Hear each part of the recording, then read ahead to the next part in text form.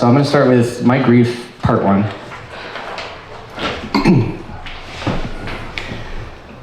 My grief, she will follow me from room to room just like you always have.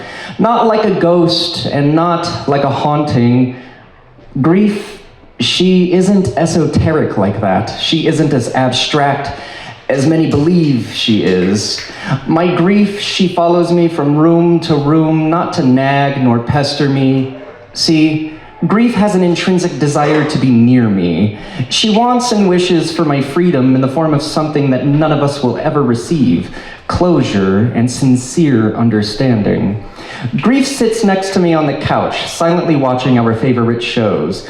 Grief has no commentary on this episode. I also have no commentary on this episode. Grief lies next to me in a king-size bed that once sheltered 3. Grief does not drift into sleep until I do, and then she and I have the same dreams. This also happens to mean that grief and I wake up from the same nightmares. Grief feels guilty. She is causing the nightmares.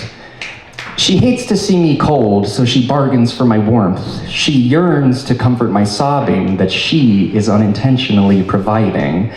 But my grief, she cannot tuck me in at the end of the night, nor can she hold to me underneath the sheets of my bed. She can only lie next to me, silently counting the freckles on my face until I lose the nightly fight with my eyelids.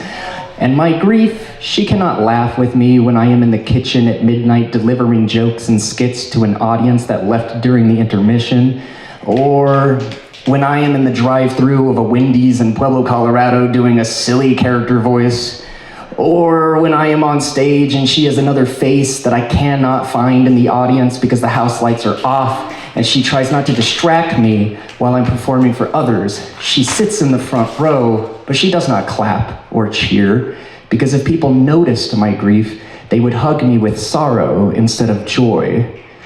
My grief, she will be beside me always, everywhere I go. A shopping mall, the grocery store, the river walk, my job, my car, my home, my garage, my father's home, my grandmother's home, the doctor, the dentist, therapy,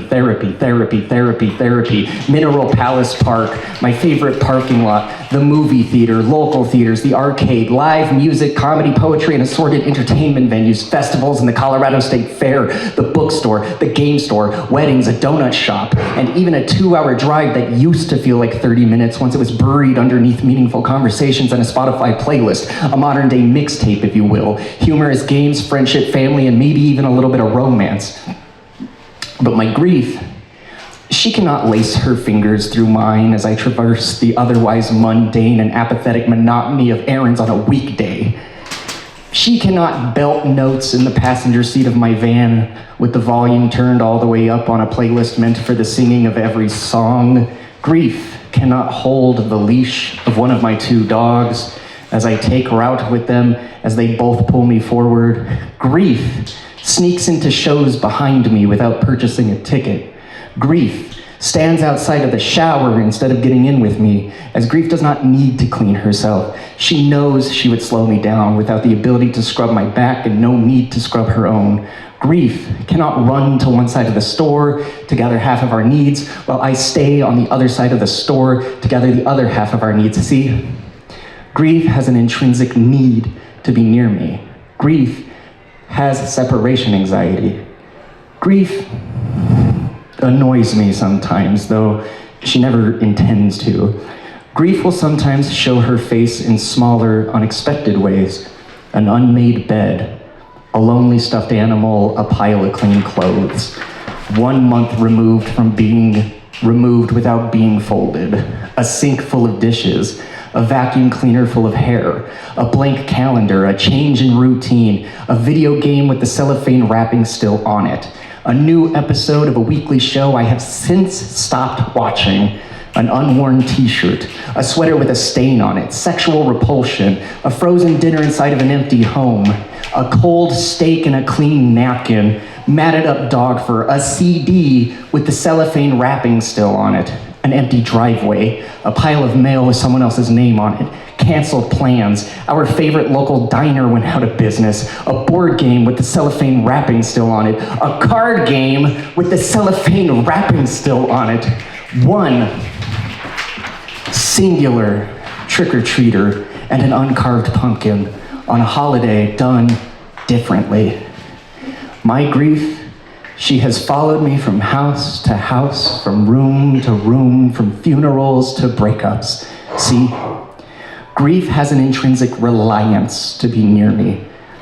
Grief doesn't know this because we cannot speak to each other, nor can we touch, hold, comfort, nor kiss. But she might have always been my best friend. Grief has been here as far back as I can remember, and someday, hopefully later than sooner, she will be at my funeral. She will sit in the front row, but she will not speak or cry, because if people notice my grief, they will bury me with sorrow instead of joy. Grief has never left my side, and when my loved ones depart from my service, they will all take a little piece of her with them.